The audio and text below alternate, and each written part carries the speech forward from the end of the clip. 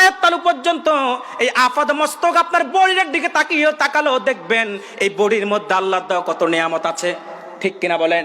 মুসলমান আল্লাহ তাআলা দেখার জন্য চোখ দিয়েছেন, ধরার জন্য হাত দিয়েছেন, কথা বলার জন্য বাক শক্তি দিয়েছেন, হাঁটার জন্য পা দিয়েছেন।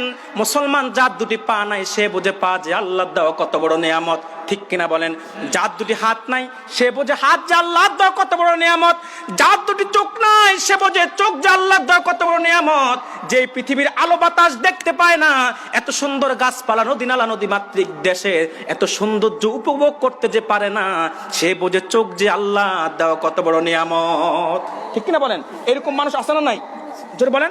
আপনারা সিলেটের আপনাদের স্টেশন গেলে দেখবেন কত মানুষ চোখ নাই হাত পেতে বেড়ায়। ঠিক কিনা বলেন? জোরে বলেন ঠিক কিনা? আমি গরিব ইনসান দুটি পয়সা ভিক্ষা দেন, আমি গরিব ইনসান দুটি পয়সা ভিক্ষা দেন, রোজ হাসরে সওয়াব পাবেন পাহাড় সমান, আমি গরিব ইনসান দুইটি পয়সা ভিক্ষা দেন। আছে না নাই? জোরে বলেন আছে না নাই? সেই লোকটা বোঝে চোখ যে আল্লাহর দেওয়া কত বড় নিয়ামত। ঠিক কিনা বলেন? যার দুটি হাত নাই সে বোঝে হাত যে আল্লাহর দেওয়া কত বড় নিয়ামত। যার দুটি পা নাই সে বোঝে পা যে আল্লাহর দেওয়া কত বড় নিয়ামত। মুসলমান যে মনের ভাব প্রকাশ করতে পারে না, বাক শক্তি যার নাই, সে বোঝে কথা বলাটা আল্লাহর দেওয়া কত বড় নিয়ামত। ঠিক কিনা বলেন? ঠিক কিনা বলেন? আপনাদের কষ্ট হচ্ছে? জোরে বলেন। এভাবে চলতেছে, এভাবে চলবে নাকি কিচ্ছা কাহিনী? কথা বলেন। কারণ বর্তমানে তো কিচ্ছা কাহিনী খুব বেশি, আবার আমরা কিচ্ছা কাহিনীরও পাগল। ঠিক কিনা বলেন? এখন মানুষ দুইটা জিনিসের পাগল, এক হচ্ছে যে কে কত কিচ্ছা কাহিনী বলতে পারে, আরেক হচ্ছে কে কার সুর কত বেশি। ঠিক কিনা বলেন? এই দুইটা হলে আর কিছু লাগে না। বক্তা কি কোরআন দিয়ে ওয়াজ করতেছে, হাদিস দিয়ে ওয়াজ করতেছে, নাকি শুধু 2 ঘন্টা বুজুর্গদের গীত গাইতেছে, সেটা আমরা দেখি না। কার সুর কত বেশি সেটাই দেখি। ঠিক কিনা বলেন? না, মুসলমান সবসময় বক্তা মাপবেন যে কোরআন হাদিস ইজমা কিয়াসের ভিত্তিতে মানুষের জীবনকে পরিবর্তনের জন্য ইহজাগতিক কল্যাণ এবং পরজাগতিক মুক্তির প্রেসক্রিপশন যারা দিবে তাদের কথাগুলো গ্রহণ করবেন। ঠিক কিনা বলেন? প্রিয় সুধী, যে কথা বলছিলাম, মনের ভাব যে প্রকাশ করতে পারে না, বাক শক্তি যার নাই, সে বোঝে কথা বলাটা আল্লাহর দেওয়া কত বড় নিয়ামত। ঠিক কিনা বলেন? কিন্তু আমরা যারা এখানে বসে আছি, আমরা সবাই তো কথা বলতে পারি। ঠিক কিনা বলেন? শুধু যে কথা বলছি তাই আজকে সারা পৃথিবীর মানুষ শুধু যে আল্লাহর দেওয়া ক্ষমতায় কথা বলছে তা না, আজকে তারা কত রং বেরঙের ভাষা আজকে পৃথিবীতে আছে না নাই? যেটা বলেন আছে না নাই? কোথাও বাংলা, কোথাও ইংরেজি, কোথাও আরবি, কোথাও উর্দু, কোথাও পার্সি, কোথাও হিব্রু। ঠিক কিনা বলেন? কারো ভাষা ইংলিশ, কারো ভাষা আরবি, কারো হিন্দি, কারো উর্দু, কারো ফার্সি। আর আমাদের ভাষা কি? জোরে বলতে হবে। আবার এই বাংলা ভাষাটারও তো আমরা কত মিশ্রণ করছি। ঠিক কিনা বলেন? কথা বলে না। আপনি এই বাংলা ভাষা সারা দেশ ঘুরলে কি সব জায়গায় একরকম পাবেন? কথা বলে না। চিটাগং যান একরকম, ঠিক কিনা বলেন? এরপর নোয়াখালী যান আরেক রকম, বরিশাল যান আরেক রকম, আপনার ঢাকা যান আরেক রকম, আপনাদের সিলেটে আরেক রকম। ঠিক কিনা বলেন? আপনার চিটাগং, আমি আর 3 বছর আগে মাহফিল করতে গেছি কক্সবাজার রামুতে, আমাকে বলতেছে হুজুর গম আছেন। আমি তো চিন্তায় পড়ে গেলাম যে এই গমের খবর আসতে কোত্থেকে এখানে। পরে আমাকে একজন বলতেছে হুজুর আপনাকে জিজ্ঞেস করছে কমিটি আপনি ভালো আছেন কিনা, বলছে বদদামি গম আছি। এরপরে নোয়াখালীতে যান, তারা ফরে কয় হ, কি কয়? কথা বলে না। ফরে কি কয়? ফানিরে কয় হানি। কুড়িমুকুলে পড়ছিলাম, এক ঢাকার বন্ধু ও নোয়াখালীর বন্ধুর মধ্যে তর্ক চলতেছে। তো ঢাকার বন্ধু নোয়াখালীর বন্ধুরে কয় দোস্ত তোমরা নোয়াখালীর মানুষ নাকি ফরে হ কও? কইছে কোন হাগলে। কথা বলে না, কইছে কোন হাগলে। এরপরে ঢাকা যান, বাপেরও কয় হালা, পুত্র কয় হালা, আব্বা হালাই কেমন আছে? ফোলা হালাই ভালো আছি। ঠিক কিনা বলেন? বরিশালে যান, কমবেদ দেশের মানুষ, ভাই আপনার বাড়ি কই? মোর বাড়ি বরুশাল ফট্টাখালী। ঠিক কিনা বলেন? এরপরে আপনাদের সিলেটের মানুষ প্রথম যখন আসি কি কয় কিছুই বুঝি না। ঠিক কিনা বলেন? কিতাবা বালানি আজ্ঞা জাজ্ঞা বজ্ঞা। ঠিক কিনা বলেন? এরপর আমি আজ থেকে 2 বছর আগে 2018 সালের জানুয়ারিতে আপনাদের গোয়ালাবাজার আসতে মাহফিল করতে, ফুলকলিতে গেলাম মিষ্টি খাবো। আমার সেক্রেটারি আমার বলতেছে আপনাদের সিলেট বাড়ি, হুজুর এগু খাইবা না ওগু খাইবা, কালাগু খাইবা না সাদা গু খাইবা। আমি কই 8 ঘন্টা জার্নি করে সিলেট আসছি গু খাইতে। পরে বুঝলাম যে বলতেছে হুজুর মিষ্টি এগুলো খাবেন না ওগুলো খাবেন। ঠিক কিনা বলেন? কালোগুলো খাবেন না সাদাগুলো খাবেন। ঠিক কিনা বলেন? এই যে এক এক এলাকার এক এক রকম ভাষা। ঠিক কিনা বলেন? আমরা বলি যে, আপনারা বলেন জি হয়। ঠিক কিনা বলেন? আমরা বলি আপনাকে ভালোবাসি, আপনারা কি বলেন? বালাফাই। ঠিক কিনা বলেন? এরপরে আরো কত কথা। সারা বাংলাদেশে তো আপনাদের, সারা বিশ্বে আপনাদের বেটাগিরি আছে না নাই? সিলেটের মানুষের বেটাগিরি আছে না নাই? সুরমা গঙ্গরে পরবাড়ি, শাহজালালের উত্তর সরি, দেশ বিদেশে বেটাগিরি, আমরা হকল সিলোটি, আমরা হকল সিলোটি, আমরা হকল সিলোটি, আমরা হকল। সবাই বলতে হবে, বলবো? সুরমা গঙ্গর পরবাড়ি, শাহজালালের উত্তর সরি, দেশ বিদেশে বেটাগিরি, আমরা হকল সিলোটি, আমরা হকল সিলোটি, আমরা হকল সিলোটি, আমরা হকল সিলোটি। ঠিক কিনা বলেন? সিলেটের ওই কমলার বাগান, খাইলে জুড়ায় হকলারে পরাণ, সিলেটের চানা খাইলে ভাই দিন কাটে না একটি, দিন কাটে না একটি। সুরমা গঙ্গর পরবাড়ি, শাহজালালের উত্তর সরি, দেশ বিদেশে বেটাগিরি, আমরা হকল সিলোটি, আমরা হকল সিলোটি, আমরা হকল সিলোটি, আমরা হকল। সৌদি আরব, আবু ধাবি, লন্ডন, কুয়েত, কাতার যাবি, আমেরিকাতেও গেলে ভাই পাইবেন খালি সিলোটি, পাইবেন খালি সিলোটি, পাইবেন খালি সিলোটি, পাইবেন খালি। সবাই সুরমা গঙ্গর পরবাড়ি, শাহপরানের উত্তর সরি। ঠিক কিনা বলেন? সুরমা গঙ্গর পরবাড়ি, সাহেব কেবলার উত্তর সরি, দেশ বিদেশে বেটাগিরি, আমরা হকল সিলোটি, আমরা হকল। এই যে ভাষার নিয়ামত, এক এক এলাকার এক এক রকম। সবচেয়ে বড় কথা, আমাদের ভাষা বাংলা ভাষা, এই নিয়ামত আমাদেরকে কে দিয়েছেন? এই ভাষার জন্য যারা 1952 সালে জীবন দিয়েছে, তাদের প্রতি আমাদের ভালোবাসা আছে না নাই? তাদের জন্য আমাদের শ্রদ্ধা আছে না নাই? জোরে বলেন ভাইয়েরা আমার। সেজন্যই বলছি, সকাল থেকে সন্ধ্যা পর্যন্ত, সন্ধ্যা থেকে পরদিন সকাল পর্যন্ত 24 ঘন্টা আমরা আল্লাহ তাআলা যত নিয়ামতটা যে ভোগ করতেছি, কোনো একটি নিয়ামতের শুকরিয়াও ইচ্ছা করলে আদায় করে শেষ করতে পারবো না। ঠিক কিনা বলেন ভাইয়েরা আমার? কথাটি আমার নয়, কথাটা আল্লাহ তাআলা নিজেই কুরআনুল কারীমের মধ্যে বলেছেন। আল্লাহ তাআলা বলেন, কুল্লাউ কানাল বাহরু মিদাদাল লিকালিমাতি রাব্বি লানাফিদাল বাহরু ক্বাবলা আন তানফাদা কালিমাতু রাব্বি ওয়ালাউ জিনা বিমিসলিহি মাদাদা। সাগরের জলকে কালি করে, গাছের পাতাকে খাতা করে, তোমার মহিমা লিখা শেষ হবে না, যদিও লিখি প্রভু জনম ভরে। ঠিক কিনা বলেন ভাইয়েরা আমার? সেজন্যই বলছি, আমরা সকল ক্ষেত্রে প্রশংসা করব কার? জোরে বলতে হবে কার? আল্লাহ তাআলা সেই কথাই বলেছেন, আলহামদু, সকল প্রশংসা লিমান, কার জন্য? তিনি বলেছেন লিল্লাহ, আল্লাহর জন্য। বান্দা একমাত্র আল্লাহর প্রশংসা করবে। আল্লাহ ব্যতীত কোনো ব্যক্তি, কোনো বস্তু, কোনো গোষ্ঠীর প্রশংসা বান্দা করতে পারে না। ঠিক কিনা বলেন? কিন্তু বড় দুঃখ, আমরা আল্লাহর প্রশংসা যা করি না, তার চাইতে বেশি নেতার প্রশংসা করি। ঠিক কিনা বলেন? তার চাইতে বেশি দলের প্রশংসা করি, তার চাইতে বেশি পীরের প্রশংসা করি। ঠিক কিনা বলেন? বাংলাদেশে এমন মানুষ আছে বলে, আমার নেতার চরিত্র ফুলের মতো পবিত্র, নামাজ পড়ে না 1 ওয়াক্ত, গাঞ্জা খায় 5 ওয়াক্ত। ঠিক কিনা বলেন? কিন্তু বলে কি, আমার নেতার চরিত্র ফুলের মতো পবিত্র, কিন্তু তার জীবনী তালাশ করলে দেখা যায় নামাজ পড়ে না, 1 ওয়াক্ত, গাঞ্জা খায় 5 ওয়াক্ত, রাতের বেলা এক পাশে কোলবালিশ, আরেক পাশে লাল বোতল। ঠিক কিনা বলেন? তার ব্যাপারেই আপনারা বলেন আমার নেতার চরিত্র ফুলের মতো পবিত্র। ঠিক কিনা বলেন?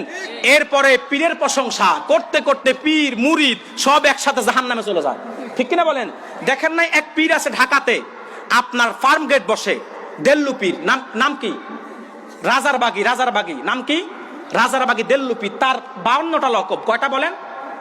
জুবদাদুল আরিফিন, উমদাদুল কারিন, আর তো আছে। সর্বশেষ এমন লকব দিছে যে সাহেবে কুন ফায়াকুন। নাউজুবিল্লাহ বলবেন না? মুসলমান, কুন ফায়াকুনের মালিক কে? জোরে বলেন, কুন ফায়াকুনের মালিক কে? যেই পীর তার নামের আগে কুন ফায়াকুন শব্দ ব্যবহার করে, সে তো মুশরিক, এতে কোনো মুসলমানের সন্দেহ থাকতে পারে না। ঠিক কিনা বলেন? এইরকম তার এক জাতি ভাই কিছুদিন আগে বিদায় নিছে। ঠিক কিনা বলেন? ওটার নাম কি? জোরে বলেন। ভণ্ডপীর দেওয়ানবাগি, ঠিক কিনা বলেন? ওইটার নাম দিছে মাহবুবে খোদা, আমি বলি গজবে খোদা, ঠিক কিনা বলেন? নাম দিছে বাবে রহমত, আমি বলি গজবের দরজা, ঠিক কিনা বলেন? তার বিদায়ে বাংলাদেশ কিছুটা হলো গজব মুক্ত হয়েছে, ঠিক কিনা বলেন? কারণ এই দেওয়ানবাগির চাইতে ভণ্ডপীর এই শতাব্দীতে আর একজনও ছিল না। এটা ছিল এই শতাব্দীর সবচেয়ে বড় দাজ্জাল, কাজ্জাব, জিন্দিক, বেঈমান, মুরতাদ, ঠিক কিনা বলেন? আপনি অবাক হয়ে যাবেন, তার কত বড় ফেতনাবাজ পীর, তার মৃত্যুর পরও এখনো ফেতনা আছে। তার ছেলে বলছে কি মৃত্যুর পরে, যে আমার বাবা মারা গেছে, এটা বলা যাবে না। বলে কি বলতে হবে? বলে বলতে হবে দেওয়ানবাগি আল্লাহ সাক্ষাতে গেছে। নাজুলে বলবেন না? মুসলমান অবাক হয়ে যাবেন, সে যখন মারা গেছে, নিউজটা আমি সকালবেলা, তাদের একটা ফেজ আছে বাবে রহমত দেওয়ানবাগ শরীফ, এই ফেজে যখন আমি দেখছি, আমি একটু চিন্তায় পড়ে গেলাম। কারণ আসলে কি ভণ্ডটা মরছে কিনা? কারণ বিগতকালে কতবারে তো সকালবেলা মরছে, 2 দিন পরে বেলা রোহিঙ্গা সংকটের সমাধানের জন্য আল্লাহ সাক্ষাতে গেছে। নাজবিল্লাহ বলবেন না? আমি চিন্তা করি, এখন পোস্ট করছে মরছে, আবার কখন বলে যে করোনা ভাইরাস মুক্তির জন্য আল্লাহর কাছে কি কয় যে পরামর্শের জন্য গেছে। নাজবিল্লাহ বলবেন না? কিন্তু পরে বুঝলাম না, এই ভণ্ডটা আসলেই জাহান্নামে চলে গিয়েছে, ঠিক কিনা বলেন? বলতে পারেন হুজুর, আপনাকে অথরিটি কে দিয়েছে যে তাকে জাহান্নামে চলে গেছে কথা বলার? তার এই যে আমি বলছি ব্যাপার, ডকুমেন্টস আমার কাছে আছে। তার ডকুমেন্টস কি? সে যে একটা মুশরিক, ভণ্ডপীর, কাজ্জাব, জিন্দিক, বেঈমান ছিল। তার একটা বই আছে, আল্লাহ কোন ফতে, নাম কি? কথা বলেন। আল্লাহ কোন ফতে। এই বইতে সে লিখছে যে আমি আল্লাহকে দেখছি, দাড়িও নাই, মোছো নাই, 23 বছরের যুবক। নাজুবুল্লাহ বলবেন না? আল্লাহর সামনে এত বড় বেয়াদবি যাই পীর করে মুসলমান। ওই বইতে সে লেখছে মিজানের পাল্লা বলতে কিছু নাই, মানুষের বিবেকটাই মিজানের পাল্লা। নাউজুবিল্লাহ বলবেন না? ওই বইতে সে লেখছে যে গন্ধম কোনো ফল না, মানুষের এই মা হাওয়া যৌনাঙ্গটাই গন্ধম ছিল, আদম সেটা বেলাজের মতো গ্রহণ করে বেঈমান হয়েছে। নাউজুবিল্লাহ বলবেন না? বাপের সামনে এত বড় বেয়াদবি যাই করে, এটা হালাল জাদা না হারাম জাদা? জোরে বলতে হবে। তো এই ভণ্ড পীরের বিদায়ে বাংলাদেশ কিছুটা হলো গজব মুক্ত হয়েছে, ঠিক কিনা বলেন? প্রিয় সুধী, তবে আমি মনে করি আরেকটা জিনিস, তার বিদায়ের পরে আমরা আরো কিছু কিছু পিসাব দেখছি, যারা নাকি 70-80 রাকাত দৈনিক নফল নামাজ পড়ে, ঠিক কিনা বলেন? 22 বছর যাবত তাহাজ্জুদ পড়ে, ঠিক কিনা বলেন? এরপরে আরো দরবেশ দেখছি যে কোরআন শিখতে বাইরে যেতে যায় নাই, সে ঘরে বসে শিখছে, আলেমদেরকে তিরস্কার করে, আমাদেরকে নাকি পিটাইয়ে কোরআন শিখাইতে পাঠাইছে। নাজুবিল্লাহ বলবেন না?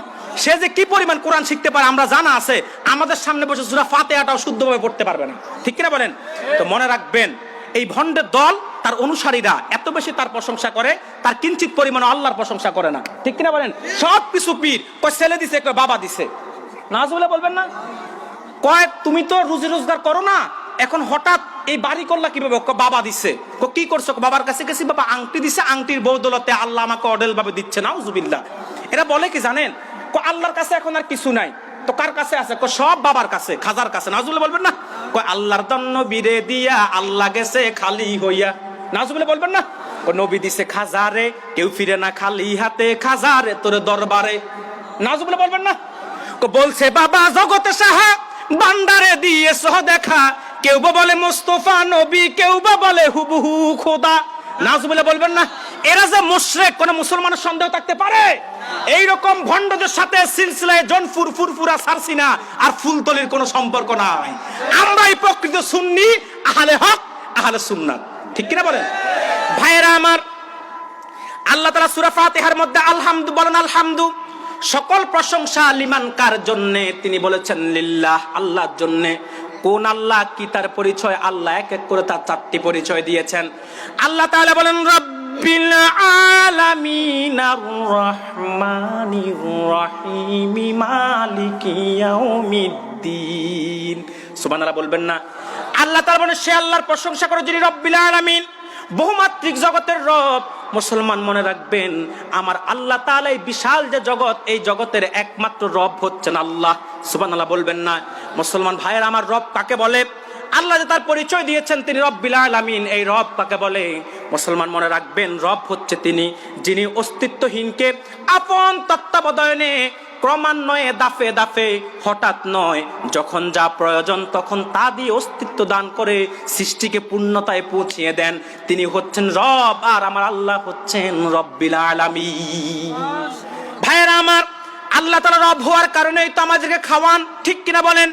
আমাদেরকে পড়ান যিনি, তিনি কে? আল্লাহ তাআলা, ঠিক কিনা বলেন? মুসলমান রবের কাজ হচ্ছে বান্দার যখন যা প্রয়োজন তখন তা দেওয়া। সেজন্যই তো আমার আল্লাহ বান্দার যখন যা প্রয়োজন তখন তাই দিচ্ছেন, ঠিক কিনা বলেন? একটু গভীর দৃষ্টিতে তাকালে দেখবেন, একটা সন্তান যখন দুনিয়াতে ভূমিষ্ঠ হয়, সন্তান দুনিয়াতে ভূমিষ্ঠ হওয়ার পরে এই সন্তানটাতেও দাঁত নিয়ে আসে না, ঠিক কিনা বলেন? সে ইচ্ছা করলে গোশত চাবিয়ে খেতে পারবে না, ঠিক কিনা বলেন? সে ইচ্ছা করলে গোশত চাবিয়ে খেতে পারবে না, সে ইচ্ছা করলে মাছ খেতে পারবে না, সে ইচ্ছা করলে শক্ত কোনো খাবার খেতে পারবে না। কারণ সে এমন একটা পর্যায়ে তখন আছে তার কোনো দাঁত নাই, তার শরীরটা খুবই নাদুস নদুস, ঠিক কিনা বলেন? এই সময় তার জন্য তরল পদার্থ প্রয়োজন, তরল খাবার প্রয়োজন। আল্লাহ তাআলা ওই বান্দা তখন যা প্রয়োজন তখন সেটাই দিয়েছেন। বান্দার জন্য মায়ের বুকে 2.5 বছরের রিজিকের ব্যবস্থা করে দিয়েছেন। শুধু তাই নয়, এই ছোট্ট বাচ্চাটা ঠান্ডা কোনো খাবার খেতে পারবে না, তার ঠান্ডা লেগে যাবে, গরম হলে তার মুখ পুড়ে যাবে, কারণ তার মুখটা খুব নরম। আল্লাহ তাআলা মায়ের বুকে যে তরল পদার্থটা দিয়েছেন এটা এমন একটা পর্যায়ের যেটা গরমও নয়, ঠান্ডাও নয়, নাতিশীতোষ্ণ। সুবহানাল্লাহ বলবেন না? কুসুম কুসুম গরম, ঠিক কিনা বলেন? ভাইয়েরা আমার, সেজন্যই বলছি আল্লাহ তাআলা হচ্ছেন রব, আর রব হচ্ছেন তিনি যিনি বান্দার যখন যা প্রয়োজন তখন তা দেন। সুবহানাল্লাহ বলবেন না? মুসলমান মনে রাখবেন, আমার আল্লাহ তাআলার বহু নাম। আল্লাহ তাআলা কখনো তার নাম বলেছেন, তার পরিচয় দিতে গিয়ে বলেছেন জাব্বার, কোথাও বলেছেন সাত্তার, কোথাও বলেছেন কাহার, কোথাও বলেছেন খালেক, কোথাও বলেছেন মালিক, কোথাও বলেছেন রহিম, কোথাও বলেছেন কারিম। কিন্তু মনে রাখবেন আল্লাহ তাআলার যতগুলো নাম আছে, সিফাতি নাম আছে, যতগুলা গুণবাচক নাম আছে, এই সবগুলা নামের মধ্যে আমার আল্লাহ তাআলার কাছে সবচাইতে প্রিয় নাম যেটা, সেটা হচ্ছেন রব। সুবহানাল্লাহ বলবেন না? সেজন্যই তো দেখবেন কোরআনুল কারীমের দিকে তাকালে আল্লাহ তাআলা কোরআনুল কারীমে জায়গায় জায়গায় তার পরিচয় দিয়েছেন রব। সুবহানাল্লাহ বলবেন না? যেমন একটাবার কোরআনটার দিকে তাকিয়ে দেখুন, কোরআনের শুরুতে আল্লাহ তাআলা তার পরিচয় দিয়েছেন রব্বিল আলামিন, ঠিক কিনা বলেন? আবার কোরআন সর্বপ্রথম তার হাবিবের উপর হেরা পর্বতের গুহায় যে আয়াতটা নাজিল করেছিলেন, সে আয়াতের মধ্যে তার পরিচয় দিয়েছেন রব। ইকরা বিসমি রব্বিকাল্লাযী খলাক, ঠিক কিনা বলেন? পড়ুন আপনার প্রভুর নামে, রবের নামে। সুবহানাল্লাহ বলবেন না? মুসলমান ভাইরা আমার, কোরআনুল কারীমের সর্বশেষ সূরা সূরাতুন নাসের মধ্যেও আল্লাহ তাআলা তার পরিচয় দিয়েছেন রব। কুল আউযু বিরাব্বিন নাস। সুবহানাল্লাহ বলবেন না? ভাইরা আমার, শুধু তাই নয়, হযরতে আদম ভুল করার পরে যেই নাম ধরে আল্লাহকে ডাক দিয়ে মুহাম্মদ সাল্লাল্লাহু আলাইহি সাল্লামের উসিলায় ক্ষমা পেয়েছেন, তখনও কিন্তু আদম ডাক দিয়েছেন রব বলে। সুবহানাল্লাহ বলবেন না? আদম আল্লাহকে কি বলে ডাক দিয়েছেন? তখনও আদম বলেছেন রব। রব্বানা যালামনা আনফুসানা ওয়া ইল্লাম তাগফির লানা ওয়া তারহামনা লানাকুনান্না মিনাল খাসিরিন। সুবহানাল্লাহ বলবেন না? তাহলে বোঝা যায় আমার আল্লাহর কাছে সবচেয়ে প্রিয় নাম রব, ঠিক কিনা বলেন? আল্লাহ তাআলা সূরা ফাতিহার মধ্যে তার 4টি পরিচয় দিয়েছেন। প্রথম পরিচয় দিয়েছে রব্বিল আলামিন। আমরা রবের ব্যাখ্যা বুঝলাম, রব মানে হচ্ছে তিনি যিনি অস্তিত্বহীনকে অস্তিত্ব দেন, বান্দার যখন যা প্রয়োজন তা দেন, আর অস্তিত্বহীনকে যখন যা প্রয়োজন তা দিয়ে পূর্ণতায় পৌঁছান, তিনি হচ্ছেন রব, ঠিক কিনা বলেন? এরপর আল্লাহ বলেছেন আমি রব্বিল আলামিন, তিনি রব্বিল আলামিন। এখন আলামিন মানে কি, ঠিক কিনা বলেন? প্রশ্ন আসে না? আলামিন মানে কি? মুসলমান, আলম মানে হচ্ছে জগৎ, আলমের বহু বচন আলামিন, তার মানে হচ্ছে এই যে জগৎ সমূহ, যত জগৎ আছে সবগুলার এই একসাথে বহু বচন হচ্ছে আলামিন। আর এই আলামিনের রবকে আলামিন বুঝেন? এই যে জগৎটা বিশাল, কত বিশাল জানেন আপনারা? কথা বলে না, জানেন? আমি একটু দৃষ্টান্ত দিচ্ছি। এই যে সকালবেলা আপনারা হেতিমগঞ্জের মানুষ মোল্লারগাঁও থেকে আকাশের দিকে তাকান না? পূব দিকে তাকালে কি দেখেন?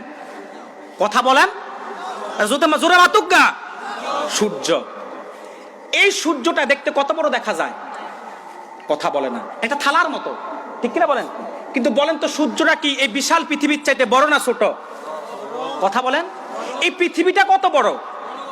এই যে বাংলাদেশ, এটা কত বড়? কোন মানুষ এখন পর্যন্ত পুরো দেশটা ঘুরে শেষ করতে পারছে? কথা পারছে? এইরকম বাংলাদেশের চাইতে 25-26 গুণ বড় হচ্ছে আমাদের পার্শ্ববর্তী রাষ্ট্র ভারত, ঠিক কিনা বলেন? তার চাইতে বহুগুণ বড় হচ্ছে যুক্তরাজ্য, ঠিক কিনা বলেন? এইরকম পৃথিবীতে অসংখ্য রাষ্ট্র আছে। জল এবং স্থলের সমন্বয়ে যে পৃথিবী, এই বিশাল পৃথিবী, যেই পৃথিবীতে এখনো বিজ্ঞান কুমেরু, সুমেরু, উত্তর মেরু, দক্ষিণ মেরু সীমানা কোথায় শেষ সেটা খুঁজে পায় না। সুবহানাল্লাহ বলবেন না? এই বিশাল পৃথিবীতে থেকে আমরা আকাশে একটা সূর্য দেখি পূব দিকে সকালবেলা, এটা দেখতে কত বড় দেখা যায়? একটা খেলার মতো, ঠিক কিনা বলেন? কিন্তু বলেন তো এই সূর্যটা পৃথিবীর চাইতে বড় না ছোট? কত বড়? 13 লক্ষ গুণ বড়। সুবহানাল্লাহ বলবেন না? মুসলমান, এই সূর্যের চাইতে আকাশে ছোট্ট ছোট্ট আমরা তারকারাজি দেখি, ঠিক কিনা বলেন? কিন্তু বলেন তো সূর্যের চাইতে তারকাগুলো বড় না ছোট? কত বড়? আমেরিকার নাসা বলেছে সবচেয়ে যে ছোট তারকাটা আছে সেটা সূর্যের চাইতে 10,000 গুণ বড়। সুবহানাল্লাহ বলবেন না? এইরকম হাজার হাজার মিলিয়ন তারকা দিয়ে আমার আল্লাহ বানিয়েছেন একটা গ্লাস কি মানে ছায়াপথ। সুবহানাল্লাহ বলেন। এইরকম এক বিশাল গ্লাস কি যদি আল্লাহর ব্ল্যাক হোল যেটা আল্লাহ বানিয়েছেন কৃষ্ণ গ্রহবর, এই কৃষ্ণ গ্রহবরের মধ্যে ফেলে দেওয়া হয়, কতটুক জায়গা দখল করে? আপনি সাদা কাগজের মধ্যে বল পিন কলম দিয়ে একটা চাপ দিলে যেটুকু জায়গা এই আঁক পড়বে, দাগ পড়বে, বিশাল ব্ল্যাক হোলের মধ্যে এত বড় গ্লাস কি যেটা কোটি কোটি মিলিয়ন মিলিয়ন তারকা দিয়ে বানানো হয়েছে, বা তারকার মতো বড়, সেই গ্লাস কিটা ফেলে দিলে ততটুক জায়গা দখল করে না। সুবহানাল্লাহ বলবেন না? এইরকম সূর্য, চন্দ্র, নক্ষত্র, নেহারিকা, ধূমকেতু, ব্ল্যাক হোল, কৃষ্ণ গহ্বর, গ্লাস কি যা আছে সবগুলা প্রথম আকাশের নিচে। সুবহানাল্লাহ বলবেন না? মুসলমান, কত নিচে? বিজ্ঞান বলেছেন, এই যে বিজ্ঞান এগুলো আবিষ্কার করেছেন, আমেরিকার নাসা থেকে যে আবিষ্কৃত হয়েছে এগুলা, সেগুলা তাদের ক্ষমতা কতটুকু আয়ত্তের ভিতরে? বিজ্ঞান বলেছে সূর্যের যে তাপমাত্রা আছে সেটা 1500 ডিগ্রি প্লাস সেলসিয়াস যদি হয়, তাহলে শক্ত লোহার মতো ধাতুটা গলে পানির মতো হয়ে যায়। কতটুকু সেলসিয়াস তাপমাত্রা হলে? 1500 ডিগ্রি প্লাস যদি তাপমাত্রা হয়, লোহার মতো শক্ত ধাতুটা গলে পানির মতো হয়ে যায়। এখন বিজ্ঞান যেটুকু আবিষ্কার করেছে আমেরিকার নাসা, ব্ল্যাক হোল, কৃষ্ণ গহ্বর, নেহারিকা, ধূমকেতু সবকিছু, এগুলা বোঝা যায় যে তাদের মেশিনের ক্ষমতা যতটুকু ছিল ততটুক, তার মানে 1500 ডিগ্রি সেলসিয়াস তাপমাত্রার বাইরে। ঠিক কিনা বলেন? ঠিক কিনা বলেন?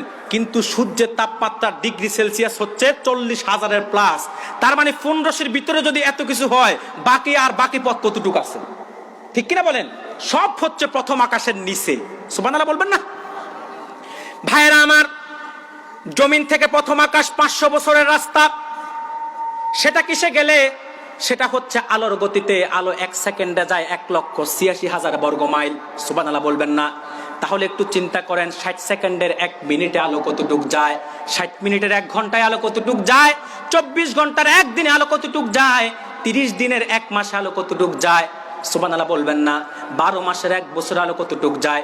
এইরকম আলো তার নিজস্ব গতিতে 500 বছর চললে আমার আল্লাহর প্রথম আকাশ খুঁজে পায়।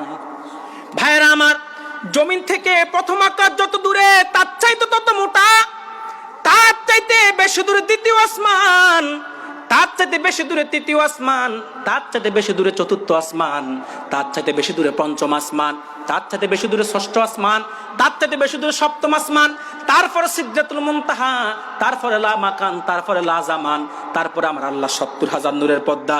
একটা নূরের পর্দা থেকে আরেকটা নূরের পর্দার দূরত্ব 500 বছরের রাস্তা। এরপরেই হচ্ছে ফাওকাস সামাওয়াতি ওয়াস সাবঈ আরশুর রহমান। সুবহানাল্লাহ বলবেন না?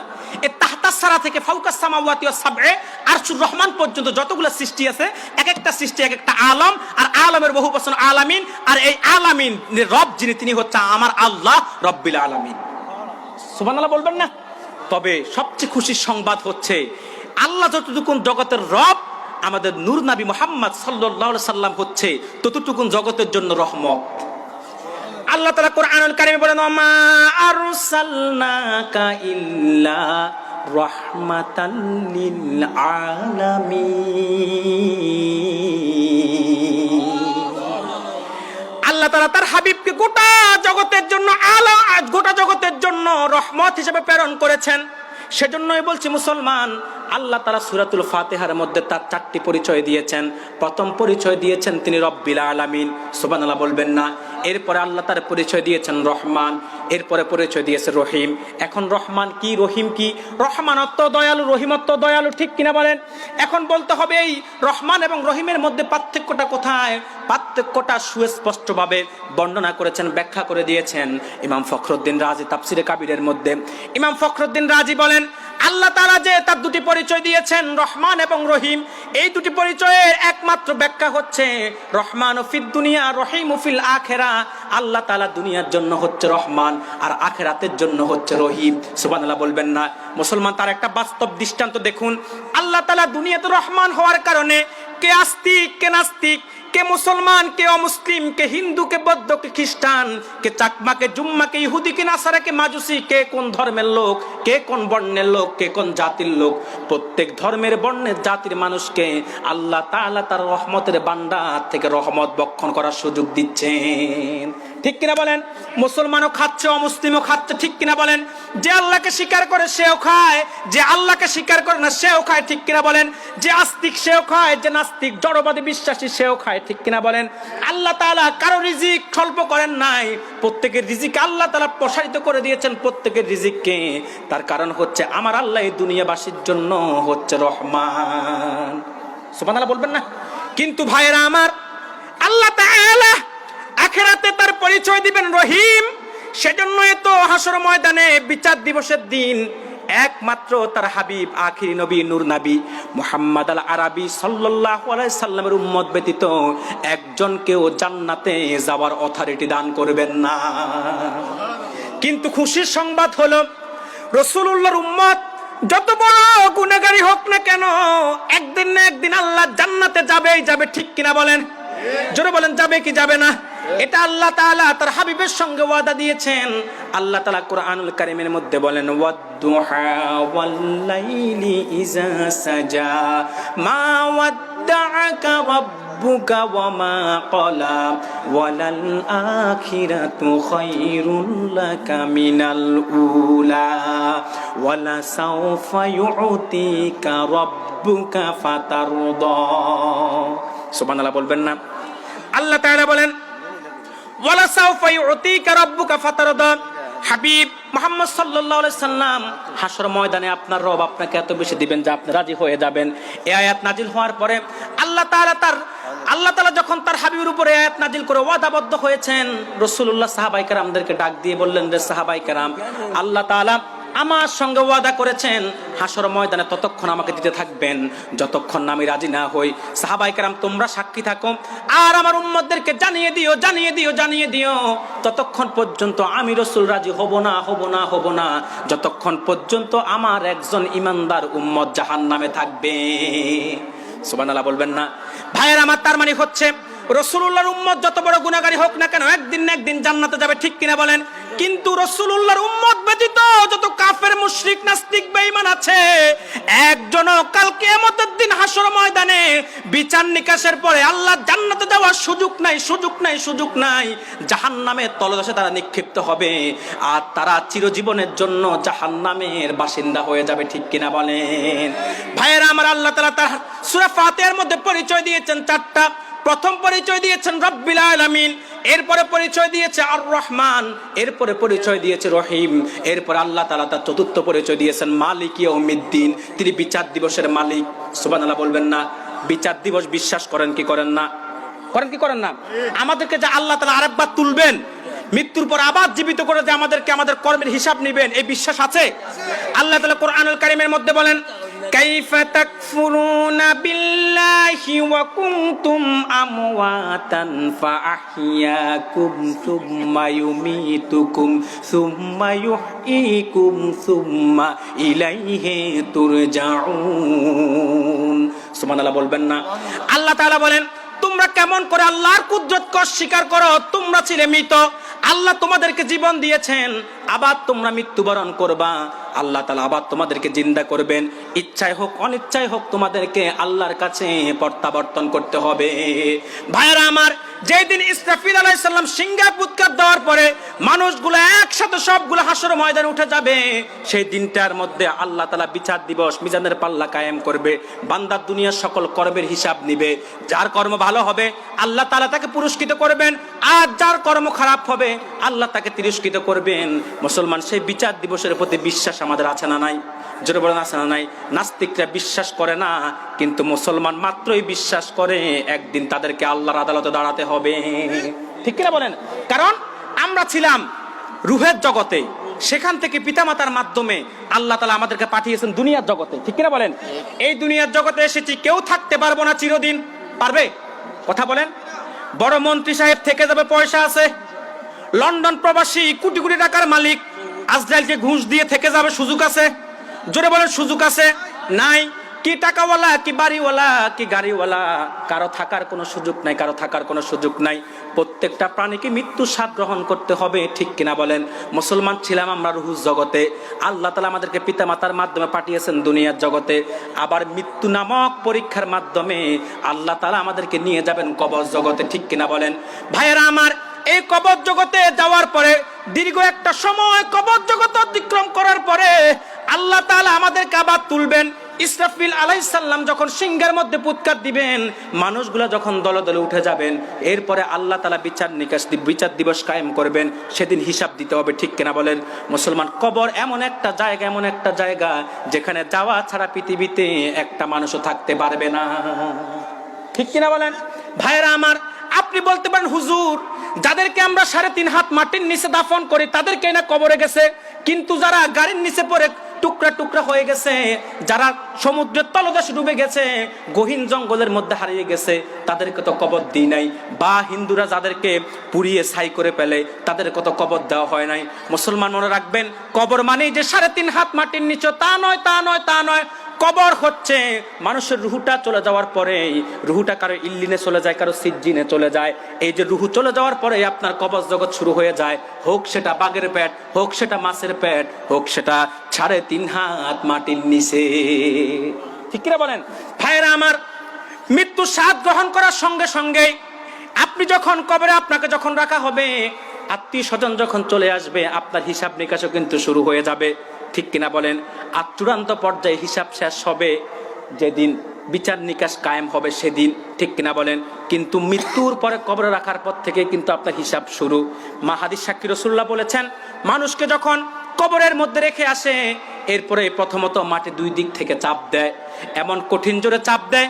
আম্মাজান আয়েশা যখন এই হাদিস রাসূলুল্লাহর কাছে শুনলেন, এই হাদিস শোনার পরে আম্মাজান আয়েশা কান্না শুরু করে দিলেন। কাঁদবেই তো, তিনি আমাদের মা, ঠিক কিনা বলেন?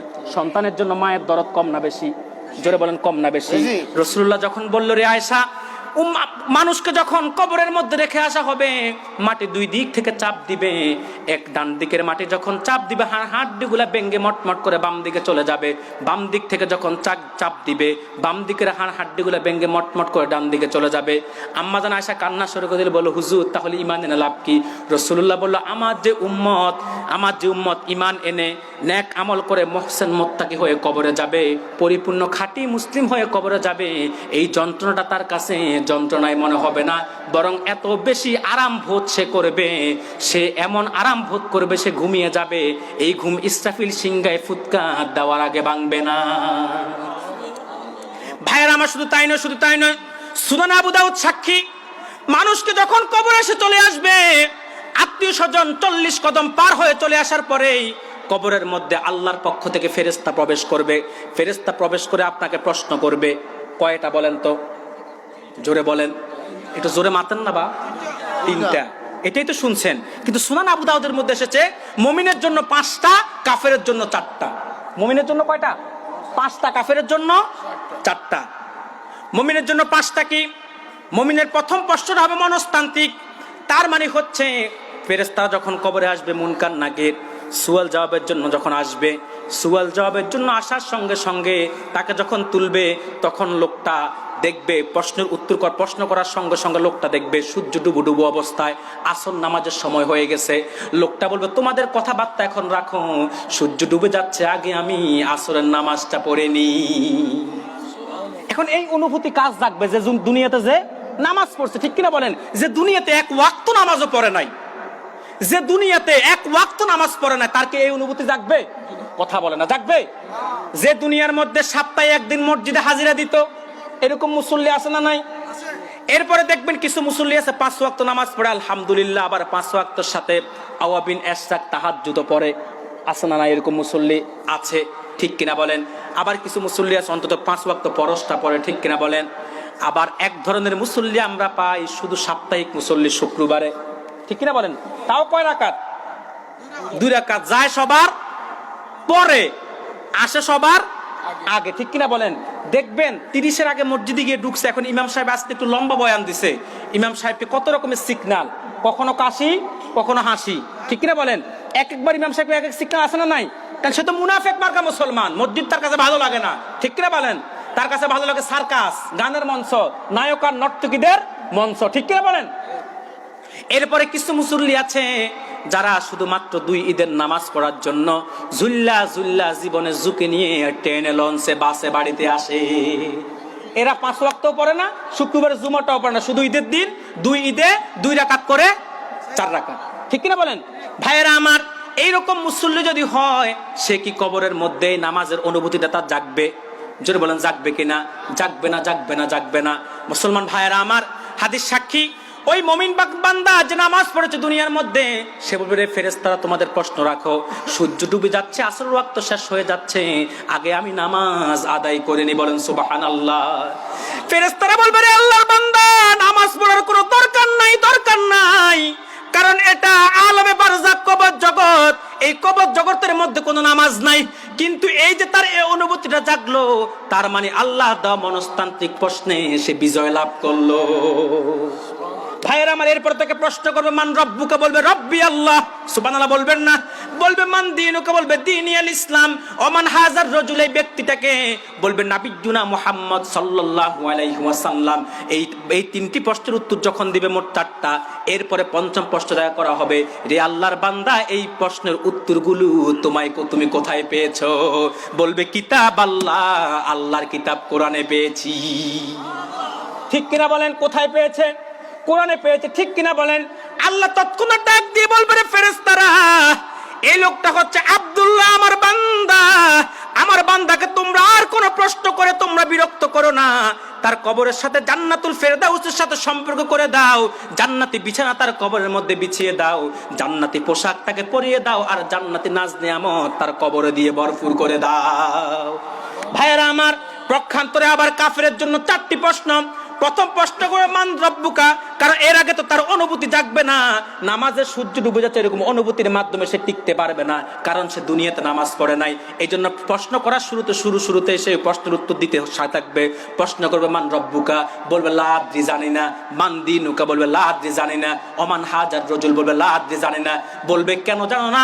60 বছর, 70 বছর, 80 বছর, 90 বছর, 100 বছর হায়াত পেয়েছো, কিন্তু এই প্রশ্নগুলোর উত্তর কেন শিখে আসতে পারো নাই? বলবে আমি পাই নাই, খুঁজে পাই নাই। আসলে খুঁজে পায় নাই নাকি সে পেয়েও গ্রহণ করে নাই? যেটা বলেন, সে কি খুঁজে পায় নাই নাকি পেয়েও গ্রহণ করে নাই? ওয়াজ মাহফিলে হুজুররা বলেছে, মসজিদের মিম্বরে খতিবরা বলেছে, তোমরা তো কত চেষ্টা করেছো খতিবরা যেন না বলে, হক কথাগুলো বলতে দাও নাই, বারবার বাধা দিয়েছো, ঠিক কিনা বলেন? চাকরিতে জয়েন করার সঙ্গে সঙ্গে বলে দিয়েছো, হুজুর হক কথা বলবেন না, কারো বিরুদ্ধে কিছু বলবেন না, ঠিক কিনা বলেন? কারণ হুজুর, আমাদের সমাজে সুদখোর, ঘুষখোরের সংখ্যা বেশি, দুর্নীতিবাজের সংখ্যা বেশি, আপনি সুদ, ঘুষ, দুর্নীতির বিরুদ্ধে বললে আপনার চাকরি থাকবে না, ঠিক কিনা বলেন? এখন ইমাম সাহেব মিম্বরে বসে ডানে তাকায়, বামে তাকায়, ডানে দেখে সভাপতি ঘুষখোর, সাবেক ও পুলিশ অফিসার, খাইছে সারা জীবন কি ঘুষ। আবার তারা আবার আমাদেরকে বলে ঘুষ নাকি এই হুজুরা নাকি হাত পেতে খায়। এই দেশে কারা হাত পেতে খায় মানুষ তো জানে, ঠিক কিনা বলেন? আগে মানুষ দেখতো না, কারণ অনলাইন ছিল না। এখন সোশ্যাল মিডিয়ার মধ্যে মানুষ সব দেখে, যে রিক্সার ড্রাইভার থেকে, সিএনজি ড্রাইভার থেকে, ট্রাকওয়ালার থেকে, ঠিক কিনা বলেন? মিথ্যা মামলা দিয়ে এরপর রাতের আধারে আসামি ধরতে গিয়ে 2000 দিলে আসামি না নিয়ে চলে আসে বাড়ি, এই থানায়, ঠিক কিনা বলেন? তো হাত পেতে আলেমরা খায় না, কারা খায় মানুষ ভালো করে জানে, ঠিক কিনা বলেন? ভাইয়েরা আমার, এই লোকগুলা বলবে, হুজুর আপনি সুদের, ঘুষের বিরুদ্ধে কিছু বলবেন না, কারণ ঘুষের বিরুদ্ধে বললে সভাপতি খেপবে, ঠিক কিনা বলেন? সুদের বিরুদ্ধে কিছু বলবেন না, হুজুর বলে না, কারণ সেক্রেটারি সাহেব খেপবে, হুজুর কবরের বয়ান শুরু করে দেয়, ঠিক কিনা বলেন? এই জন্য এই যে আজকে মিম্বর থেকে সঠিক কথা নাই, ওয়াজের মঞ্চ থেকে সঠিক কথা নাই, এই জন্য বাংলাদেশের মানুষের ভাগ্যের পরিবর্তন করছে না, ঠিক কিনা বলেন? মুসলমান জাতি যতদিন পর্যন্ত প্রকৃত হককে বুঝে গ্রহণ না করবে, ততদিন পর্যন্ত তাদের ভাগ্যাকাশে সৌভাগ্যের সূর্য উদিত হবে না, ঠিক কিনা বলেন? মুসলমান যদি ভাগ্যাকাশে সৌভাগ্যের সূর্যকে উদিত করে সারা বিশ্বের মধ্যে নেতৃত্ব এবং কর্তৃত্বকে গ্রহণ করে, মাথা উঁচু করে বাঁচতে হয়, হককে গ্রহণ করে হকের পথে চলার কোনো বিকল্প নাই, ঠিক কিনা বলেন? মুক্তির জন্য একমাত্র কোরআন এবং সুন্নাহর পথকে গ্রহণ করতে হবে, ঠিক কিনা বলেন? আজকে যত লাঞ্ছনা বঞ্চনা তিরস্কৃত হচ্ছে আমরা সারা পৃথিবীর মধ্যে, এর কারণ হচ্ছে আমরা আল্লাহ এবং তার রাসূলের অনুসৃত পথ ও মত থেকে সরে গিয়েছি, আর কোরআন এবং সুন্নাহ থেকে দূরে সরে গিয়ে মানব রচিত তন্ত্র মন্ত্রের আদর্শকে গ্রহণ করেছি, ঠিক কিনা বলেন? আজকে সারা পৃথিবীতে মুসলমান মার খাচ্ছে কি খাচ্ছে না? আফগানে, সিরিয়ায়, কাশ্মীরে, লেবাননে, বার্মাতে, প্রত্যেকটা জায়গায় যেখানে মুসলমান সেখানে মুসলমান নির্যাতিত, নিপীড়িত, লাঞ্ছিত, বঞ্চিত। মুসলমানের রক্ত দিয়ে কাফেররা তাদের হাতকে রঞ্জিত করতেছে, ঠিক কিনা বলেন? ততদিন পর্যন্ত কাফেরদের হাত থেকে মুসলমানদেরকে কেউ রক্ষা করতে পারবে না যতদিন পর্যন্ত মুসলমান দলমত নির্বিশেষে মাসলাকের দ্বন্দ্ব ভুলে গিয়ে কে কোন দরবারের মুরিদ, কে জনপুরি, কে ফুরফুরার, কে সারসিনার, কে ফুলতলি, কে কোন দলের লোক, সেই ভেদাভেদকে ভুলে গিয়ে একমাত্র মুসলিম পরিচয় নিয়ে আল ইত্তেহাদ মাল ইখতিলাফের ভিত্তিতে যতদিন পর্যন্ত মুসলমান ঐক্যের প্ল্যাটফর্ম তৈরি না করবে ততদিন পর্যন্ত জালেম তাগুত কাফের মুশরিকদের হাত থেকে মুসলমানদেরকে পৃথিবী রেহাই করার মতো কোনো শক্তি হবে না, ঠিক কি বলেন? যদি মুসলমান কাফের এবং মুশরিকদের নির্যাতন নিপীড়ন থেকে বাঁচতে হয় আর অনৈক্য নয়, ঐক্যবদ্ধ হয়ে হকের পথে, কোরআনের পথে ঐক্যবদ্ধভাবে আশ্রয় গ্রহণ করতে হবে, ঠিক কিনা বলেন? প্রিয় সুধী, আজকে হক কথাগুলো নাই, ঠিক কিনা বলেন? মসজিদের মিম্বরও নাই, ওয়াজের মাঠেও নাই, ঠিক কিনা বলেন? কারণ ইমাম সাহেবের ছাত্রী সে হক কথা বললে, ঠিক কিনা বলেন? আজকে আমি একটা প্রেসক্রিপশন দিয়ে যাব, তাহলে হক কথা শুনতে পারবেন, প্রেসক্রিপশনটা গ্রহণ করবেন। কথা বলে না, আপনাদের সমাজে ইমামদেরকে চাকরি দেওয়া হয় সভাপতি এবং সেক্রেটারির মতামতে, ঠিক কিনা বলেন? হয় কিনা?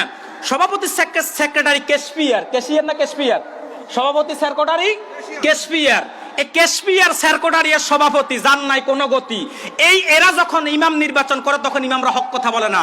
কিন্তু আপনারা যদি সিদ্ধান্ত গ্রহণ করেন আজ থেকে সভাপতি সাহেব, সেক্রেটারি সাহেব, ক্যাশিয়ার সাহেব, আপনারা ইচ্ছা করলে ইমাম নির্বাচন করবেন, আবার ইমামদেরকে চাকরি থেকে বহিষ্কার করবেন না, এটা আমরা মানি না।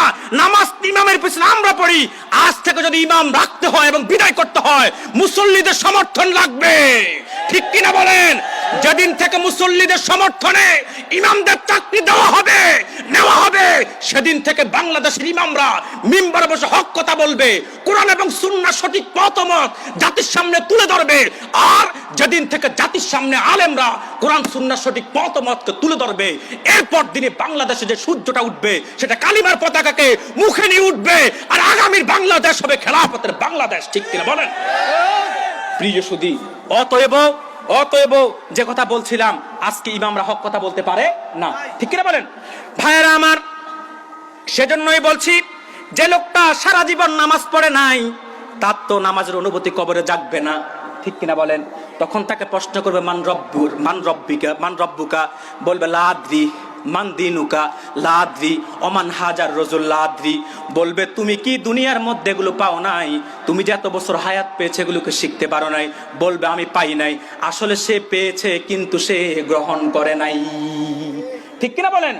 আল্লাহ তাআলা তৎক্ষণাৎ ফেরেশতাদেরকে ডাক দিয়ে বলবে, রে ফেরেশতারা, আর দেরি নয়, এই মিথ্যাবাদী, এটা আমার বান্দা নয়, এটা মিথ্যাবাদী। কারণ মুসলমান দেখবেন সন্তান যদি পরীক্ষায় পাশ করে, ভালো রেজাল্ট করে, বাপ এসে বলে, রে আব্দুর রহিমের মা, আমার ছেলে পরীক্ষায় গোল্ডেন এ প্লাস পাইছে, ঠিক কিনা বলেন? আজ যদি ফেল করে, বলে আব্দুর রহিমের মা, কই তোর ফোলা ফেল করছে, আজ থেকে আমার ঘরে জায়গাও নাই আর আমার সালের ভাতও নাই, ঠিক কিনা বলেন? ভালো করলে কার ফোলা? কথা বলে না। ভালো করলে আমার ফোলা পাস করছে, আর ফেল করলে তোর ফোলা ভালো করে নাই, ঠিক কিনা বলেন? তো ঠিক আল্লাহ বলবে যে সেটা আমার বান্দা নেই, মিথ্যাবাদী। দ্রুত তার কবরটা জাহান্নামের সাথে তার সংযোগ করে দাও, তার কবরে জাহান্নামের আগুন দিয়ে ভরপুর করে দাও, জাহান্নামের পোশাক তাকে পরিয়ে দাও। হাদিস সাক্ষী রাসূলুল্লাহ বলেছেন, তৎক্ষণাৎ তার কবরের মধ্যে ফেরেশতা আসবে এত বড় হাতুড়ি নিয়ে, যেই হাতুড়ি হবে উহুদ পাহাড়ের চাইতে বড়। আল্লাহু আকবার বলবেন না? এত বড় হাতুড়ি দিয়ে আঘাত করলে বলেন কেমন কষ্ট পাবে? ফেরেশতারা যখন তাকে আঘাত করতে থাকবে তখন সে আর্তনাদ করতে থাকবে, চিৎকার করতে থাকবে। তার চিৎকারে এবং তার আর্তনাদে যেন ফেরেশতাদের মন গলে না যায়, আল্লাহ তাদের জাহান্নামীদের কবরে যে ফেরেশতাগুলো পাঠাবেন, এই ফেরেশতাগুলো হবে অন্ধ এবং বধির, কানে শুনবে না, চোখে দেখবে না। লোকটা যে আর্তনাদ করবে তা দেখবে না, আর সে যে চিৎকার করবে তারা কিছুই শুনবে না। ভাইয়েরা আমার, শুধু তাই নয়, হাদিস সাক্ষী, তার কবরের মধ্যে 99টা সাপ ঢুকিয়ে দেওয়া হবে। এই 99টা সাপ কত বিষাক্ত, কত বিষাক্ত। আল্লাহ রাসূল বলেছেন যদি একটা সাপ একবার যদি দুনিয়ার দিকে কেন্দ্র করে যদি একবার তাদের বিষাক্ত নিঃশ্বাস ফেলতো, আল্লাহ দুনিয়ার মধ্যে আর সবুজ কোন ফসল মানুষ দেখতে পেত না। এত বিষাক্ত, এত বিষাক্ত, এত বিষাক্ত। এরকম একটা নয়, দুইটা নয়, তিনটা নয়, 99টা সাপ তার কবরে ঢুকবে এবং তাকে ঠোকরাবে, ঠিক কিনা বলেন? মুসলমানের কবর জগৎ শুরু হওয়ার পরে যে যখন মরবে তার তখন থেকে কবর জগৎ শুরু। একদিন চূড়ান্ত পর্যায়ে কিয়ামত হয়ে যাবে, এই পৃথিবী শেষ হয়ে যাবে, সব সৃষ্টি একদিন শেষ হয়ে যাবে। এরপর আল্লাহ তাআলা বিচার নিকাশ কায়েম করবেন। সেই বিচার নিকাশের মধ্যে, সেই বিচার নিকাশের দিন, যেই দিন এই পৃথিবীতে কেউ কারো উপকারে, দুনিয়াতে যত মানুষের জন্য কান্না করেছে, কিন্তু যে বিচার দিবস এমন একটা দিবস, যে দিবসের দিন সূর্য মানুষের মাথার 1 বিঘত উপরে থাকবে, মানুষ তাদের ঘামের মধ্যে হাবুডুবু করতে থাকবে, কর্মের ফল ভোগ করার জন্য মানুষগুলো চিন্তিত হয়ে যাবে। সেই কঠিন সময়ের মধ্যে মানুষগুলার কেউ কারো কোনো উপকারে আসবে না। সন্তান তার মায়ের উপকারে আসবে না, মা তার সন্তানের উপকারে আসবে না, ভাই তার বোনের উপকারে আসবে না, বোন তার ভাইয়ের উপকারে আসবে না, কেউ কারো কোনো উপকারে আসবে না।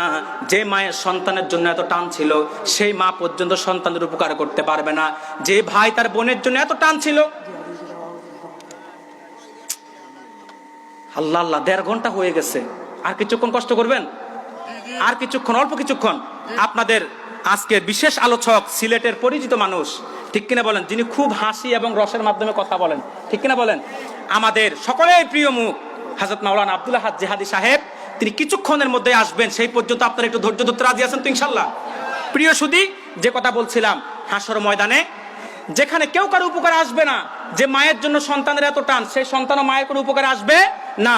যে স্বামীর জন্য স্ত্রীর এত টান, সেই স্ত্রীও স্বামীর কোনো উপকার আসবে না। স্বামীর জন্য স্ত্রীর টান কম না বেশি? কথা বলেন না, কম না বেশি? কত বেশি? রাসূলুল্লাহ বলেছেন, আমার উম্মত পিতামাতাকে সবচাইতে বেশি শ্রদ্ধা করার পরেও, পিতামাতাকে ছাড়া আমার উম্মত 1 বছর নয়, 2 বছর নয়, সবচেয়ে ভালোবাসার পরেও, সবচেয়ে শ্রদ্ধা করার পরেও আমার উম্মত পিতামাতাকে ছাড়া 2, 4, 5 বছর, 10 বছর দূরে থাকতে পারে। কিন্তু স্বামী স্ত্রীর মধ্যে এত মহাব্বত আল্লাহ দিয়ে দিয়েছেন, ইচ্ছা করলে স্বামী তার স্ত্রীকে ছাড়া 6 মাসের বেশিও ঠিক মতন থাকতে পারে না। ঠিক কিনা বলেন ভাইয়েরা আমার? সেজন্যই বলছি, মালিক ইয়াউমিদ্দিন, বিচার দিবসে যেই দিন কেউ কারো কোনো উপকারে আসবে না, সেই কঠিন দিনে একমাত্র বিচারক হবেন আল্লাহ, আর উকিল হবেন নূর নবী মুহাম্মদুর রাসূলুল্লাহ, ঠিক কিনা বলেন? সেই দিন বান্দার চূড়ান্ত হিসাব নিকাশ হবে, আর হিসাব নিকাশের পরে কেউ যাবে জান্নাতে, কেউ যাবে জাহান্নামে, ঠিক কিনা বলেন? আল্লাহ তাআলা বলেন, আলহামদু, সকল প্রশংসা, লিমান, কার জন্য? তিনি বলেছেন লিল্লাহ, আল্লাহর জন্য। কোন আল্লাহ? কি তার পরিচয়? আল্লাহ তার এক এক করে পরিচয় দিয়েছেন। আল্লাহ তাআলা বলেন, রব্বিল আলামিন, আর রহমানির রহিম, মালিকি ইয়াউমিদ্দিন। সুবহানাল্লাহ বলবেন না ভাইয়ের মা? আল্লাহ বলে, সে আল্লাহর পরিচয় নাও, সে আল্লাহর প্রশংসা করো, যিনি রব্বিল আলামিন, যিনি রহমান, যিনি রহিম, যিনি মালিক ইয়াউমিদ্দিন, ঠিক কিনা বলেন? বিচার দিবসের মালিক, ঠিক কিনা বলেন? তাহলে আমরা প্রশংসা করব কার? জোরে বলেন, প্রশংসা করব কার? প্রশংসা সবই কেবল তোমারি, প্রশংসা সবই কেবল তোমারি, রব্বুল আলামিন, দয়ালু মেহেরবান, করুণায় অফুরান, দয়ালু মেহেরবান, করুণায় অফুরান, আর কেহু নাই তুমি মালিক, আর কেহু নাই তুমি মালিক, শেষ বিচারের দিন, রোজ হাসরের দিন, ঠিক কিনা বলেন? তাহলে ভাইরা আমার, এই যে সূরা ফাতিহা 4টি আয়াতের এতক্ষণ আলোচনা শুনলাম, এতক্ষণে এতটুকুন বুঝলাম, প্রায় 1.5-2 ঘন্টার আলোচনা আমরা এতটুকুন বুঝলাম। আমরা সকল ক্ষেত্রে প্রশংসা করবো একজনের, তিনি কে? জোরে বলেন, তিনি কে? মুসলমান মনে রাখবেন, আল্লাহর প্রশংসা যে ব্যক্তি যত বেশি করবে, আল্লাহ তাআলা তার উপর নিয়ামতকে তত বেশি প্রসারিত করবেন। সুবহানাল্লাহ বলবেন না? আল্লাহর প্রশংসা যে যত বেশি করবে, আল্লাহ তাআলা তার জন্য তার রিজিককে তত প্রশস্ত করে দিবেন। সুবহানাল্লাহ বলবেন না? মুসলমান ভাইয়েরা আমার, আর যে ব্যক্তি আল্লাহর নাশুকরি করবে, আল্লাহর শুকরিয়া আদায় করবে না, আল্লাহর প্রশংসা আদায় করবে না, আল্লাহর রিজিক বক্ষণ করার পরেও, আল্লাহর নিয়ামত বক্ষণ করার পরেও, যদি কোনো ব্যক্তি আল্লাহর রিজিক বক্ষণ করার পরেও যদি আল্লাহর প্রশংসা না করে, তাহলে তার জন্য রিজিককে আল্লাহ সংকীর্ণ করে দিবেন, আল্লাহ তাআলা তার নিয়ামতকে সংকীর্ণ করে দিবেন তার জন্য, ঠিক কিনা বলেন? মূসা আলাইহিস সালামের যুগে একজন ব্যক্তি এত অভাবী, এত অভাবী, এত দরিদ্র, এত দরিদ্র, এত অভাবী ছিল যে লোকটার পরনে কোনো বস্ত্র ছিল না, পেটে কোনো খাবার ছিল না। পৃথিবীতে এরকম একজন মানুষ কি এখন আছে? জোরে বলেন আছে? এই পৃথিবীতে এমন মানুষ আছে বস্ত্র আছে খাবার নাই পেটে, অনেক মানুষ আছে পেটে খাবার নাই কিন্তু গায়ের মধ্যে বস্ত্র আছে, পেটে ভালো পেটে খাবার নাই। আবার অনেকের পেটে খাবার আছে কিন্তু শরীরে ভালো বস্ত্র নাই। কিন্তু এরকম একজন মানুষও নাই যার শরীরে কোনো বস্ত্র নাই, পেটে কোনো খাবার নাই। ঠিক কিনা বলেন? মূসা আলাইহিস সালামের যুগে সেই লোকটির পেটে কোনো খাবার নাই, পরনে কোনো বস্ত্র নাই, মরুভূমির বালির মধ্যে সে তার বালি দিয়ে তার লজ্জাস্থানকে ডেকে রেখেছে, বালির মধ্যে বসে সে তার লজ্জাস্থানকে ডেকেছে, মূল ফরজ জায়গাকে ডেকেছে। সে যখন দেখলো মুসা নবী আল্লাহর সঙ্গে কথা বলার জন্য তুর পর্বতে যাচ্ছেন, সে মুসা নবীকে ডাক দিয়ে বলল, রে মুসা, তুমি তো আল্লাহর সঙ্গে কথা বলার জন্য তুর পর্বতে যাচ্ছ, তুমি আল্লাহকে বলবা এই পৃথিবীতে এমন মানুষ আছে যার পেটে খাবার নাই কিন্তু পরনে বস্ত্র আছে, এমন মানুষ আছে পেটে খাবার আছে কিন্তু পরনে ভালো বস্ত্র নাই। রে মুসা, আমার মতো হতভাগা তো আর কেউ নাই যার পেটে কোনো খাবার নাই, পরনে কোনো বস্ত্র নাই। মুসা, তুমি আল্লাহর কাছে বলবো আল্লাহ যেন আমার জন্য একটা উত্তম ফয়সালা করে। মুসা নবী যখন আল্লাহকে বলল, মালিক, এই পৃথিবীর মধ্যে এত দুর্ভাগ্য তো কোনো মানুষ নাই যার পেটে খাবার নাই, পরনে কোনো বস্ত্র নাই, এই লোকটা এত অভাবে আছে, এত অভাবে আছে, তার প্রতি তোমার রহমত বর্ষণ করো, নেয়ামতকে প্রসারিত করো। আল্লাহ তাআলা বলল, রে মুসা, লোকটাকে তুমি বলবে সে বর্তমানে যে অবস্থায় আছে এই অবস্থা যেন আল্লাহ শুকরিয়া আদায় করে। আর একটু জোরে বলবেন না সুবহানাল্লাহ? সে বর্তমানে যে অবস্থায় আছে এই অবস্থা যেন কার শুকরিয়া আদায় করে? আল্লাহ। মুসা নবী এসে বলল, রে আল্লাহর বান্দা, তুমি আল্লাহ শুকরিয়া আদায় করো। লোকটা মেনে নিতে পারলো না। লোকটা বলল, আমি আল্লাহ শুকরিয়া করতে পারবো না, কারণ আমার পরনে কোনো কাপড় নাই আর পেটে কোনো খাবার নাই। লোকটা যে অবস্থায় ছিল এই অবস্থা আল্লাহ শুকরিয়া আদায় করে নাই। মুসা নবী দেখলো এমন সময় জোরে বাতাস আসলো আর তার শরীর থেকে আস্তে আস্তে বালিগুলো উড়িয়ে নিতে লাগলো। মুসা নবী আল্লাহকে ডাক দিয়ে বলল, মালিক, এটা তোমার কেমন বিচার? আল্লাহ তাআলা বলল, রে মুসা, সে যে বালিগুলা দিয়ে তার লজ্জাস্থানকে ডেকেছে এটাও তো আমার মাখলুক, আমার মাখলুক দিয়ে সে তার লজ্জাস্থান ডেকেছে, কিন্তু মাখলুকের যিনি খালেক তার শুকরিয়া আদায় করতে রাজি নাই। এইরকম নাশুকার গোজার বান্দার কাছে আমার সৃষ্টি মাখলুক বালি তার রহমত হিসেবে তার জন্য থাকতে পারে না। না শুকরিয়ার কারণে তার যতটুকু ছিল ততটুকু শেষ হয়ে গেছে। এই জন্য মুসলমান, কম থাকুন আর বেশি থাকেন, আপনার কম আছে আরেকজনের বেশি আছে, আরেকজনের বেশিটা দেখে হাই হুতাশ করা যাবে না। আল্লাহকে আপনি কম দিয়েছেন তাতে সন্তুষ্ট থাকেন। মনে রাখবেন, যার যত বেশি সম্পদ তার জবাবদিহিত কিন্তু তত বেশি। ঠিক কিনা বলেন? যতটুকুন আপনার আছে ততটুকুনের মধ্যে সন্তুষ্ট থাকেন, আল্লাহ তাআলা আপনার উপর রিজিককে প্রসারিত করবে, আপনার উপর আল্লাহ তাআলা রহমত অবতীর্ণ করতে থাকবে। আর যদি হাই হুতাশ করতে থাকেন সারা জীবনে করবেন, কোনোদিনও আপনার ভাগ্যাকাশে সৌভাগ্যের সূর্য উদিত হবে না। ঠিক কিনা বলেন? সেজন্য প্রশংসা করব কার? সুখে থাকলেও প্রশংসা হবে কার? দুঃখে থাকলেও প্রশংসা হবে কার? বিপদে পড়লেও প্রশংসা হবে কার? বিপদ থেকে উদ্ধার হলেও প্রশংসা হবে কার? কোনো কাজের শুরুতে প্রশংসা হবে কার? কাজটা শেষ হলেও প্রশংসা হবে কার? মুসলমান, যদি অসুস্থ হই তাতেও প্রশংসা করব কার? আবার যদি রোগ মুক্ত হই তখনও প্রশংসা একজনের করব, তিনি কে? মুসলমান, সব ক্ষেত্রে বিপদে আপদে সুখে দুঃখে কষ্ট যন্ত্রণায় একজনের প্রশংসা করতে হবে, তিনি হচ্ছেন একমাত্র আল্লাহ। ঠিক কিনা বলেন? একমাত্র কার প্রশংসা করবেন? আল্লাহর প্রশংসা করবেন। রাজি আছো তো ইনশাআল্লাহ? মুসলমান, আমি একটা গল্প শোনাচ্ছি আপনাদেরকে আপনার বুঝার জন্য। এক রাজা, খুব বড় লোক মানুষ, রাজা মানে তো বোঝেন কোনো কিছুর অভাব আছে। রাজা একদিন একটা এই অস্ত্র দিয়ে মানে ছুরি দিয়ে ফল কাটতে গিয়ে তার দুটি আঙ্গুল কেটে গেছে অসতর্কতা বশত। কিভাবে? অসতর্কতা বশত। আঙ্গুল কাটার পরে রাজার খাদেম যারা আছে তাদের অনুভূতিটা তারা প্রকাশ করতে লাগলো। যেমন দেখবেন, আপনার নেতার যদি এখন কিছু হয়, কর্মীদের ফার্ম তেল মারার কোনো শেষ নাই। ঠিক কিনা বলেন? তো ওই রাজা যখন আঙ্গুল কাটছে, একজন বলতেছে, রাজা, আপনার তো আঙ্গুল কাটে নাই, মনে হয় আমার কলিজা কাটছে। আপনার আঙ্গুল কাটে না, আমার কি কাটছে? অর্থাৎ কি মারতেছে? তেল মারতেছে। ঠিক কিনা বলেন? আরেকজন বলছে, রাজা, আপনার তো আঙ্গুল থেকে রক্ত বের হয় না, আঙ্গুল কেটে মনে হয় আমার কলিজা থেকে রক্ত বের হচ্ছে, রক্তের ক্ষরণ হচ্ছে। এক একজন এক এক রকমের তেল মারতেছে, যেটাকে খাঁটি বাংলা বলেন ফার্ম দিতেছে। ঠিক কিনা বলেন? ওই মজলিসে একজন দরবেশ ছিল, আল্লাহওয়ালা বুজুর্গ। ওই দরবেশ বলল, রাজা, আপনি রাজা মানুষ, আপনার খাদেমের তো অভাব নাই, কখনো আপনাকে দেখি নাই যে অস্ত্র শস্ত্র ধারালো কোনো ছুরি কাশি হাতে নিতে, কেনই বা আপনি আজকে হাতে নিলেন? আর কেনই বা আপনি ফল কাটতে গেলেন? অসতর্কতা বশত আপনার দুটো আঙ্গুল কেটে গেল। তবে রাজা, নিশ্চয়ই এখানে আল্লাহর পক্ষ থেকে কোনো না কোনো কল্যাণ নিহিত আছে, আলহামদুলিল্লাহ। বলে এই মৌলবাদী আসছে কোত্থেকে? ঠিক কিনা বলেন? যেখানে সবাই মারতেছে কি কথা বলে না, কেউ বলতেছে রাজা আঙ্গুল কাটে না, আমার কি কাটছে? কলিজা কাটছে। রক্ত আপনার বের হয় নাই, মনে হয় আমার কলিজা থেকে বের হচ্ছে।